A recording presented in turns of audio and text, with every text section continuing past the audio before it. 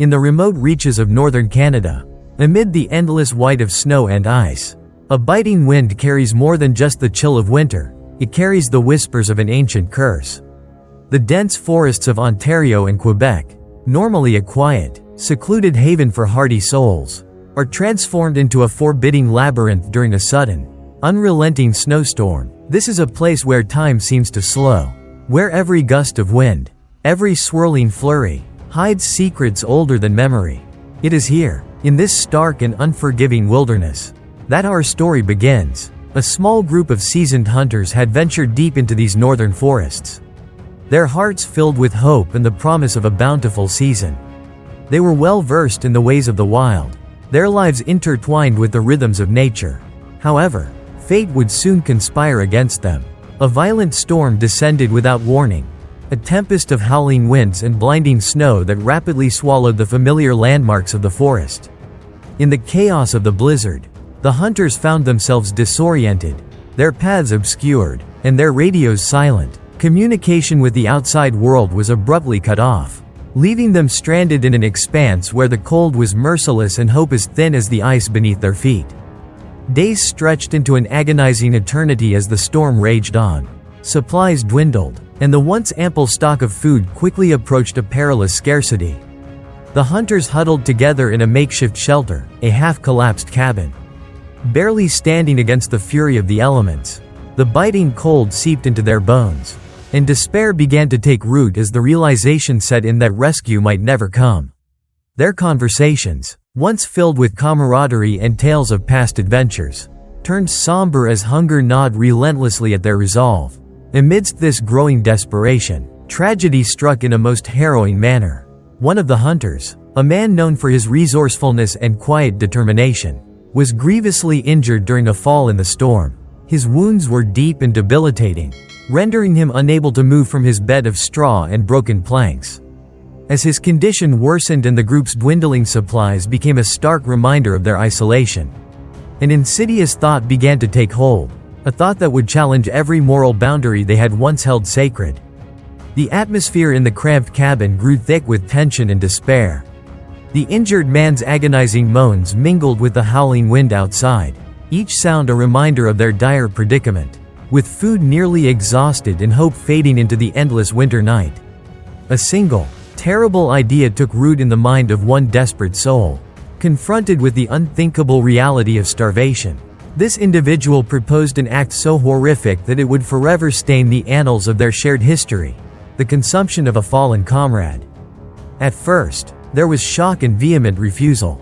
The very notion of cannibalism was an abomination, a betrayal of every law, both human and natural. But as hunger gnawed at their spirits and the icy grip of death loomed ever closer, a grim resignation settled over the group. In the bleak calculus of survival, the rules of civilized society lost their hold, replaced by a desperate instinct to live. With trembling hands and tear-filled eyes, they made the fateful decision to allow one of them to take that unthinkable step, consuming the remains of the hunter who had succumbed to his injuries, his body already cold and lifeless. The act itself was shrouded in a dreadful ritual of guilt, sorrow, and raw, animalistic necessity. Under the pallid light of a waning moon, the desperate soul partook in the grim feast, his actions driven by an instinct as old as life itself. In that moment, something in him began to change, a transformation that would forever blur the line between human and monster. As he consumed the flesh of his fallen comrade, the taste of blood and decay mingled with the primal hunger that had long tormented him. His skin, once a healthy tone, took on a ghastly, ashen pallor, and his eyes, now sunken and haunted, seemed to lose their spark of humanity. The physical changes were accompanied by a deep, unsettling shift in his demeanor, where there had been compassion and camaraderie. A cold, unyielding ferocity began to emerge. Legends of the Wendigo, the fabled cannibalistic monster of Native American lore, spoke of such transformations. In these tales, the Wendigo is not born but made, a creature forged by the corrupting influence of insatiable hunger and moral decay. The individual who had committed this act of desperate cannibalism became the living embodiment of that ancient curse. His body, now gaunt and emaciated beyond natural proportions, seemed to shrink away from life itself. His skin grew taut over protruding bones, and his once bright eyes became dull, sunken orbs that held a glimmer of something unearthly and endless. Consuming hunger. Whispers of his transformation spread among the few survivors, blending horror with disbelief, as if a myth had come to life in their midst. This is the genesis of the Wendigo, a being not born of nature, but of the darkest recesses of human desperation and isolation. It is said that the Wendigo embodies insatiable greed and an unquenchable hunger for flesh. A spectral force that haunts the frozen wilderness, preying upon the weak and the lost. The transformation is not just physical but spiritual, a descent into madness, where the remnants of humanity are eroded by the relentless pursuit of survival at any cost. The once familiar face of the hunter becomes a mask of terror, and his every movement exudes a predatory instinct that is both mesmerizing and repulsive. As the night wears on and the storm rages outside, the cabin becomes a crucible of fear and dread. The few survivors, now bound together by the horror of what they have witnessed, huddle in the dim light, each acutely aware that the curse of the Wendigo might not be confined solely to the one who had committed the unthinkable act. In the endless, howling darkness of the frozen forest, where every shadow might conceal an ancient terror, they begin to wonder if the curse is contagious, a dark omen that could transform anyone who succumbs to the lure of desperate hunger. The transformation is gradual but inexorable. In the days that follow, the once hesitant cannibal begins to exhibit signs of a profound change. His skin, once warm and ruddy, takes on a sickly gray hue, as if drained of all vitality. His eyes, now deep-set and shadowed, seem to burn with an unholy light that chills the heart of anyone who meets his gaze. His movements become predatory and deliberate, a haunting blend of human intelligence and animalistic instinct. The group, gripped by a mix of revulsion and terror, can only watch as the man they once knew slips further away, replaced by something far more sinister, a creature whose existence is a testament to the corrupting power of starvation and the descent into madness. Thus, in the frozen silence of that cursed cabin, the legend of the Wendigo is born. It is a story that transcends mere survival, a dark, cautionary tale of what happens when humanity is stripped away by the relentless forces of nature, leaving behind only a shell consumed by insatiable hunger and an existence defined by endless, unquenchable desire. In the icy wilderness of northern Canada, where the snow covers not only the ground but also the fragile remnants of hope, the transformation has begun, setting the stage for a confrontation that will haunt the survivors for the rest of their days. In the aftermath of that fateful night, the once hushed silence of the frozen forest was shattered by a new kind of terror. As dawn hesitantly broke over the bleak, snow-draped landscape, the survivors, huddled in their dilapidated cabin, began to sense that something was profoundly wrong. The air was heavy with the scent of decay and ice, and a pervasive chill seeped into their bones, far beyond the cold of the storm. It wasn't just the bitter wind or the relentless drumming of snow on the roof. It was an insidious presence that had taken root among them. For the first few hours, the survivors sat in a dismal state of shock and disbelief. Their eyes, red and puffy from sleepless terror, darted around the dimly lit interior of the cabin. The atmosphere was thick with an unspoken dread, as if the very walls were whispering secrets of an ancient curse. They remembered, all too vividly, the unthinkable act of cannibalism, the desperate feast born of starvation and isolation. That night, as one among them had succumbed to the allure of unspeakable hunger, a dark change had begun to manifest. His transformation was not immediate, but the signs were unmistakable. His skin had lost its natural warmth, taking on a pallid, ashen hue. His eyes had sunk deep into his skull, leaving behind a hollow, haunted gaze, and an eerie, almost feral hunger had begun to radiate from him, a hunger that no earthly meal could satisfy. By midday, whispers turned into fearful murmurs among the group. The once familiar features of the injured man had grown gaunt and twisted, and the other survivors could no longer dismiss the transformation as merely the ravages of frostbite or malnutrition. He moved with an unsettling, predatory grace, almost as if he were no longer entirely human. In the quiet moments, when the wind's howl faded into the background, they swore they could hear low, guttural moans emanating from him, sounds that were neither fully human nor animal, but something altogether more sinister. The tension escalated when one of the survivors, a wiry young man with eyes wide with terror, ventured outside to check the perimeter of the cabin. He had hoped to catch a glimpse of any signs of rescue or to find a path through the relentless drifts of snow. Instead, he was met with a sight that would haunt his dreams for years to come. Far off in the distance, beneath the skeletal boughs of frost-covered trees, a figure moved with unnerving speed and silence. At first, he thought it might be an animal, perhaps a wolf or even a stray moose, but as he watched, the figure revealed itself to be something altogether different. Its form was gaunt and elongated, with limbs that seemed almost too long for a human body. There was a terrible, hypnotic quality to the way it moved, as if it were gliding rather than walking, and its eyes shone with a cold, predatory light that sent shivers down his spine. Rushing back to the cabin, he burst through the door, breathless, his voice trembling as he recounted what he had seen. Panic swept through the room like a wave, and the survivors, their faces etched with fear, gathered in a tight circle. Some pleaded that it must be a trick of the light or a misinterpretation of their own starving imaginations, while others whispered that it was the Wendigo, a creature of legend, the harbinger of unquenchable hunger and eternal torment. For in the ancient lore passed down through the indigenous peoples of the north, the Wendigo was more than a monster. It was a curse, a manifestation of the darkest aspects of human nature, a being transformed by cannibalistic hunger and driven by a relentless, insatiable desire to prey upon the living. As dusk began to fall, the survivors realized that staying in the cabin was no longer safe. The oppressive cold of the winter had deepened, and with it, the sinister feeling that something malevolent was stalking the perimeter. Every creak of the wooden walls, every rustle of the wind through the pines, set their nerves on edge. They could no longer ignore the signs, footprints in the snow that were too large, too erratic to belong to any normal animal. The faint but unmistakable sound of dragging, as if something heavy and unnatural was moving just beyond the light of the cabin's lanterns, and an oppressive atmosphere that made it feel as though the very air was thick with dread. The group made the difficult decision to leave the cabin under cover of darkness, hoping that moving as a united force might fend off whatever horror lurked outside. Bundled in layers of fur and fabric, their faces gaunt from hunger and fear, they crept out into the unforgiving night.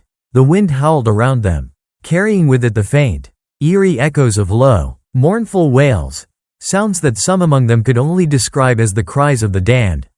Their footsteps were hesitant and measured, each one a gamble on a frozen, unstable surface that threatened to betray them with a sudden crack. As they moved through the shadowy forest, every noise was amplified, the crunch of snow underfoot, the whisper of wind through barren branches, and the distant, dissonant sound of something moving with unnatural agility. The tension was palpable, a living force that coiled in the hearts of each survivor. They spoke in hushed tones, recounting old legends of the Wendigo, of its spectral form and its insatiable hunger that could turn even the strongest of hearts to stone.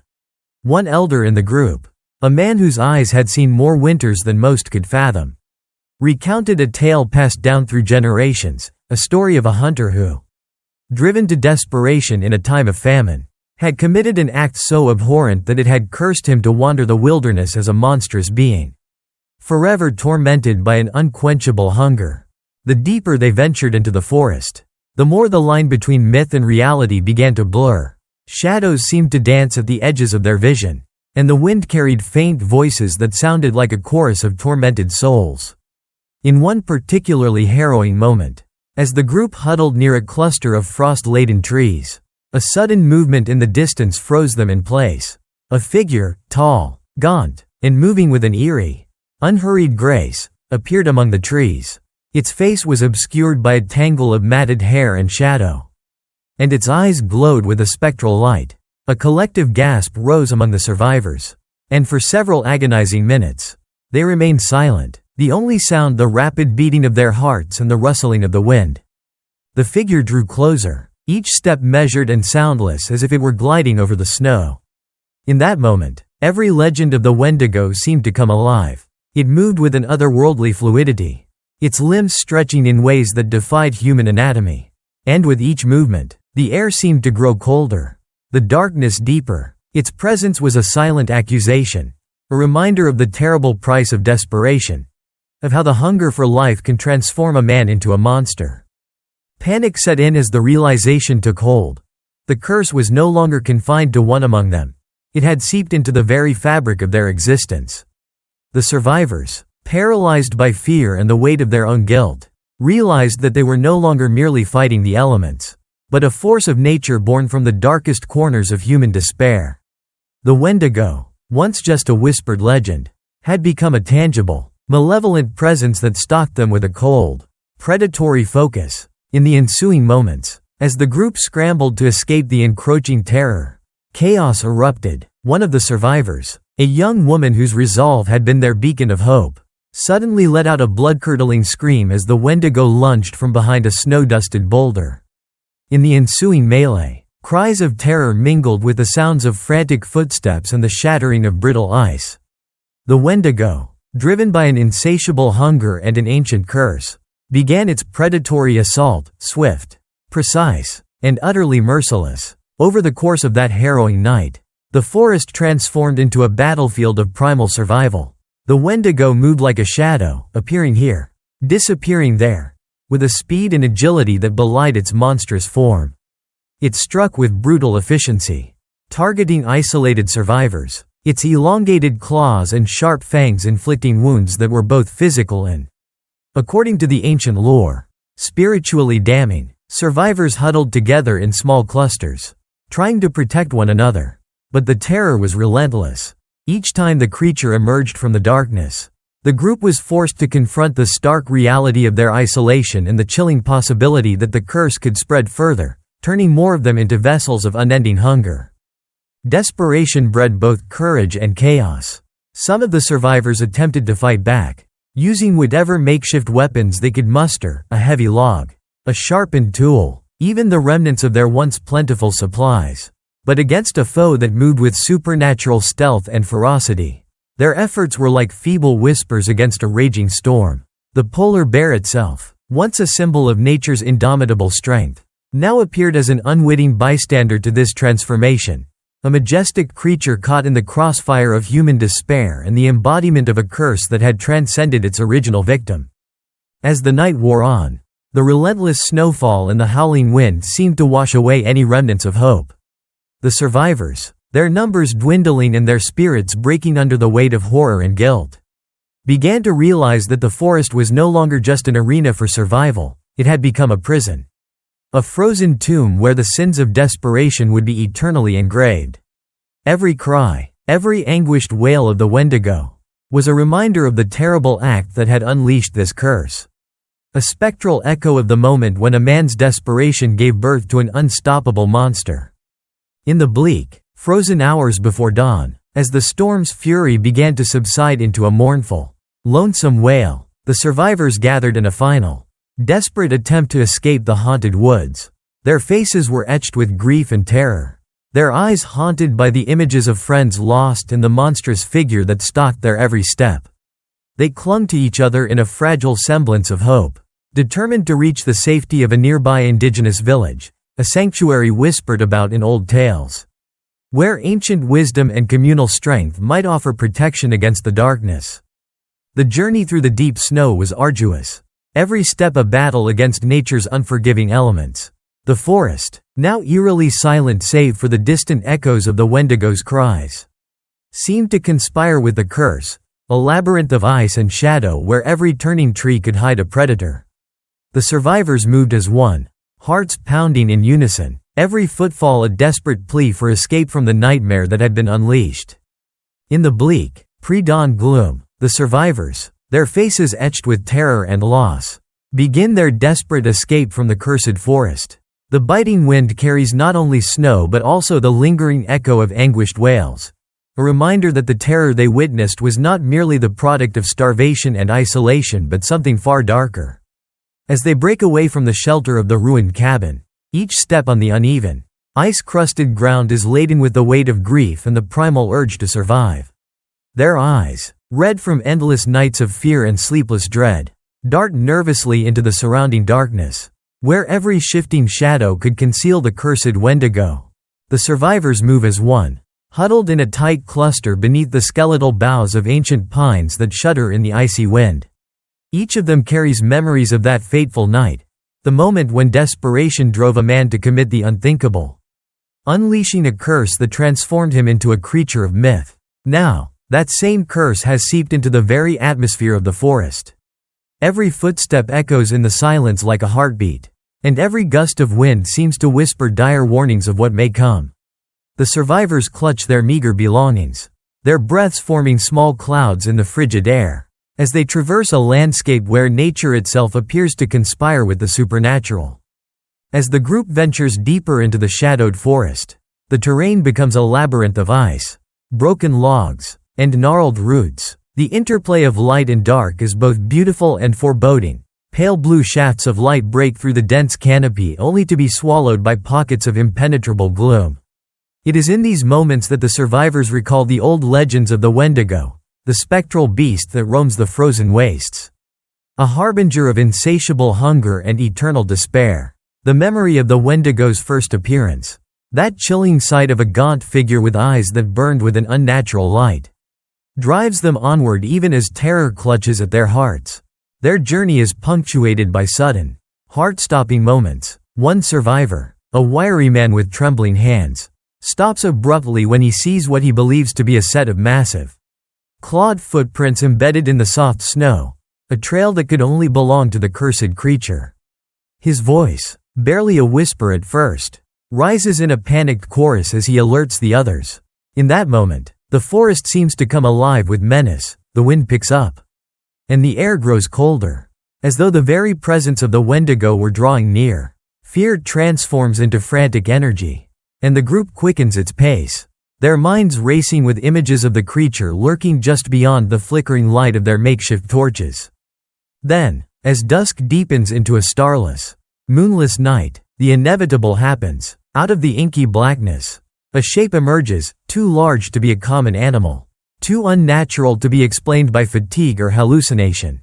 It is the Wendigo. Its form, a twisted blend of man and beast, moves with a silent, predatory grace that defies the natural order. Gaunt, with skin that clings to its skeletal frame and eyes that burn with an unholy luminescence. The creature seems almost otherworldly in its ghastly beauty.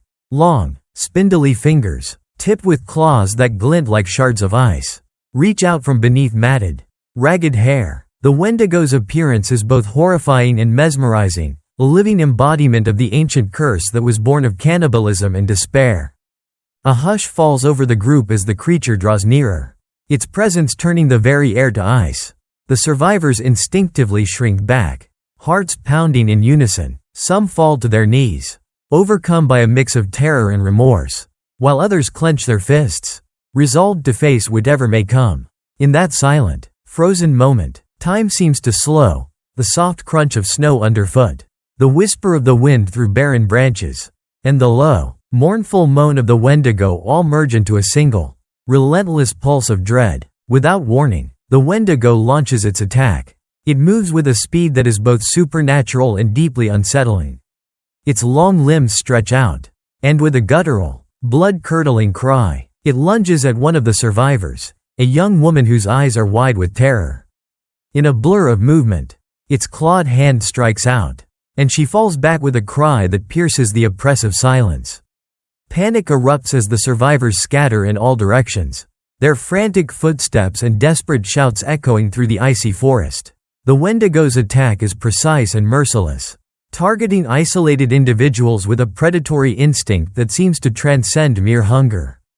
In the ensuing chaos, the cursed creature moves like a specter among the trees, its footsteps barely audible against the crunch of snow. It is as if the Wendigo has become one with the darkness, a force of nature that preys on both the body and the soul.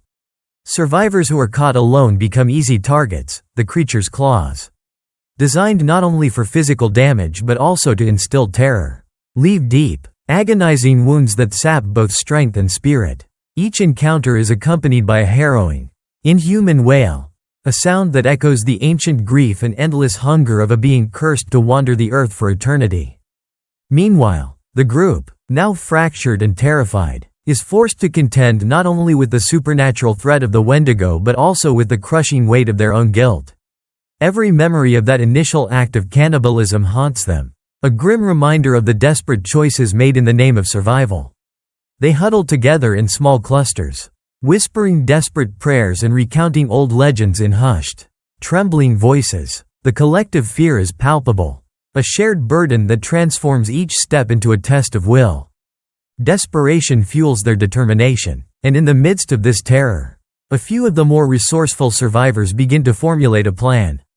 They decide to make a break for a distant indigenous village, a place rumored to be protected by ancient wisdom and a deep connection to the land. The journey promises no safety. The frozen forest is vast, treacherous, and haunted by the relentless Wendigo. Yet, the promise of refuge, of sanctuary from the nightmare that now stalks them, offers a slender thread of hope. Under the cloak of the darkest hours, the survivors gather what little supplies they have left and set out cautiously. Moving in a single file along a narrow, winding trail, the path is perilous. Cracked ice, hidden crevasses, and sudden blizzards make every step a potential fall into oblivion. But the prospect of escape drives them forward. Their breaths come in ragged bursts, visible clouds that quickly dissipate in the cold, and every shadow, every rustle of the wind, sends their hearts racing in fearful anticipation. As they traverse this frozen maze, the survivors remain ever watchful for signs of the Wendigo. Their eyes dart into every darkened corner, every gap between ancient, snow-laden trees. They share whispered stories of the creature's origins, tales of a cursed hunter transformed by an act of unspeakable desperation, of a being that now roams the wilds with an insatiable hunger for flesh and an unyielding will to torment. Each recounting deepens the sense of dread that hangs over the group, a constant reminder that the cursed presence is never far away. Hours pass in a blur of cold, fear, and desperate movement. The survivors navigate frozen streams and battle gusts of icy wind that threaten to strip away hope. In the distance, the faint glow of village lights appears, a beacon of warmth and humanity amid the endless, unforgiving winter. Their relief is palpable, a collective exhale of hope mingled with terror. But as they draw nearer to the village, the forest seems to come alive with whispers and movements that defy explanation, a subtle, almost imperceptible rustling that hints at the presence of something else, something ancient and malevolent. At the village's outskirts, where the ancient wisdom of indigenous people still clings to the land like a protective shroud, the survivors finally pause. They are battered, their clothes torn and stained with blood and ice, their eyes hollowed by exhaustion and fear. In the silence of that moment, as they gather around a dimly lit fire, the true horror of their ordeal begins to settle in. The tales of the Wendigo, once considered mere myth, now bear the weight of grim reality. The villagers, eyes knowing and somber, listen as the survivors recount the events of the cursed night, the terrible transformation, the savage attacks, and the loss of those who did not escape the dark fate. In the flickering firelight, as the survivors share their sorrow and the villagers offer quiet, understanding nods, the narrative of the Wendigo is passed down once more, a warning, a cautionary tale of the desperate extremes to which human nature can be driven when survival hangs by a thread. The survivors know that the curse might not be confined to that one fateful night. Its legacy may linger, haunting the edges of their lives long after the storm has passed. The villagers speak in hushed tones of ancient rites and the need to appease the restless spirits that roam the wild, frozen lands, a practice born of centuries of tradition and a deep, almost mystical connection to the natural world. As dawn finally breaks, a weak, gray light creeps over the horizon, and the survivors prepare to leave the safety of the village to face a new day. Their journey has left scars that are both visible and hidden deep within their souls, scars that serve as a grim reminder of the monstrous darkness that once stalked them. The Wendigo, as elusive as a ghost and as relentless as the winter itself, remains a specter in their memories, a living legend of insatiable hunger and the high cost of survival in a world where nature's harshest laws prevail. As the pale light of dawn edged over the horizon, casting long, mournful shadows across the snow, the survivors emerged from the battered shelter of the ruined cabin. The forest, once alive with the soft murmurs of nature, now seemed to whisper only of loss and regret. Every step they took across the frost-hardened ground was heavy with the weight of memories too terrible to forget, the dreadful night when desperation had spawned a monstrous transformation. And a man had become something other than human.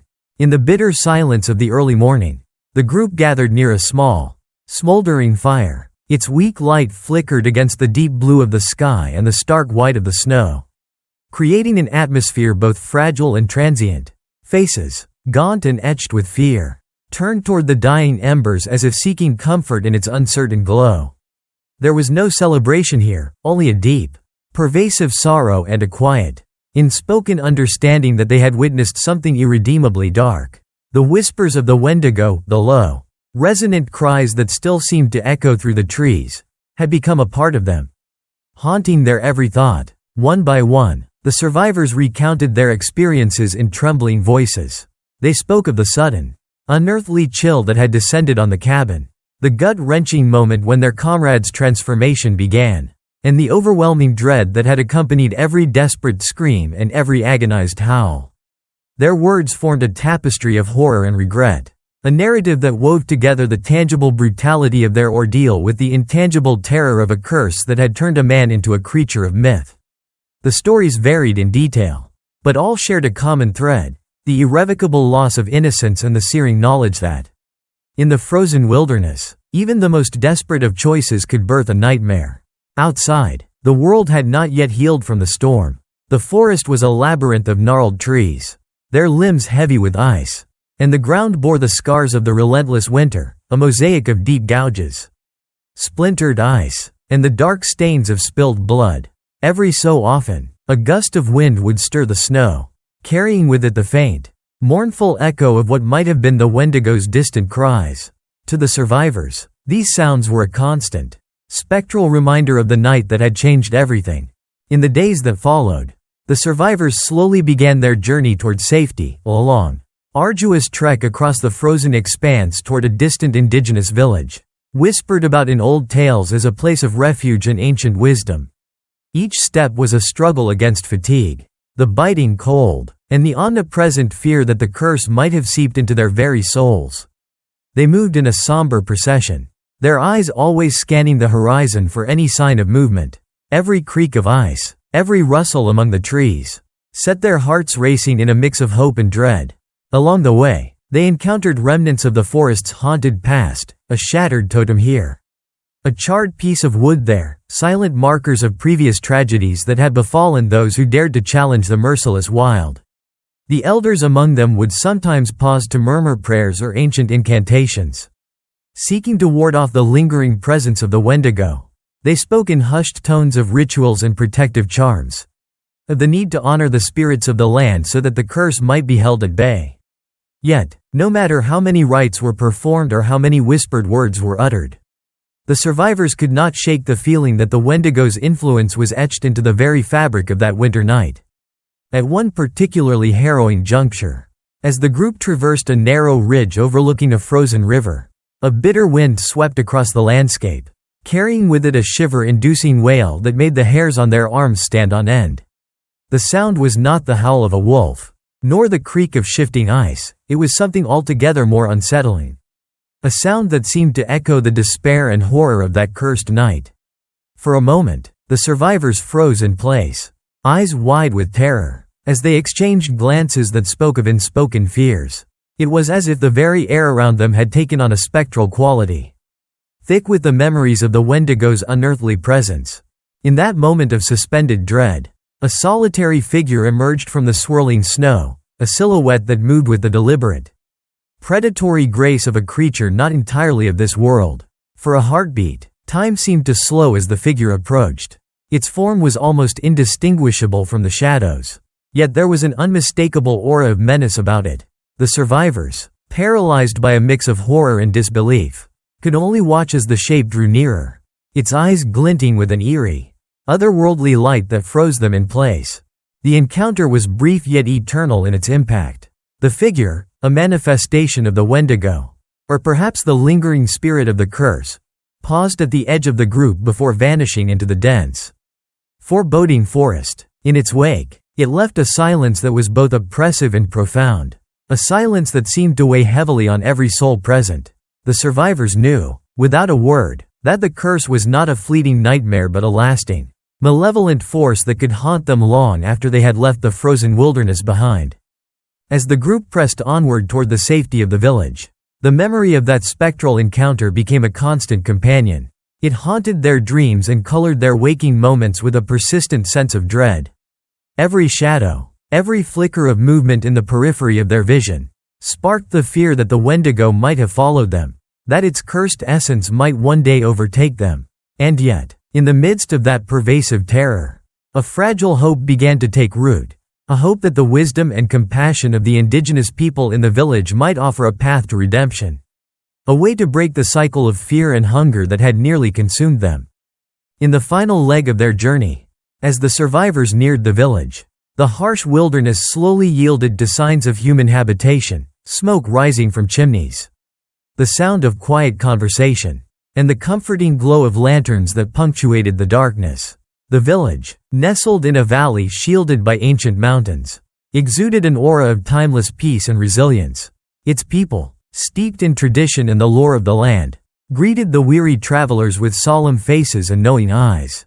In their soft, measured words and gentle, reassuring gestures, the villagers conveyed a sense of solidarity, a promise that here, in this place of ancestral wisdom, the curse of the Wendigo might be understood, if not entirely undone. Around a central fire in the village's communal gathering area, the survivors recounted their ordeal in halting, trembling voices. They spoke of the relentless blizzard that had trapped them, the desperate act of cannibalism that had unleashed an ancient curse, and the harrowing transformation that had turned one of their own into a creature of unspeakable horror. As they recounted the events, the villagers listened in silence, their faces reflecting both empathy and a deep, unspoken understanding of the forces that had been set in motion. Old legends were revived in that circle of light, a blend of sorrow and cautionary tales passed down through countless generations. The elders, with voices that carried the weight of history, reminded the survivors that the Wendigo was more than just a monster. It was a symbol of the darkness that could reside within the human soul when stripped of hope and driven to the brink of starvation. In that final, reflective moment, as the fire flickered and the chill of the night softened into a quiet calm, the survivors found themselves standing at the threshold of a new beginning. They had escaped the frozen nightmare, but the scars of that night would linger, etched into their memories and into the very fabric of their beings. The curse of the Wendigo, born from the desperate act of cannibalism and fueled by the harsh realities of the Arctic, remained an indelible part of their story, a stark reminder that in the wild, where survival demands sacrifices that defy human decency, the line between monster and man can blur into oblivion.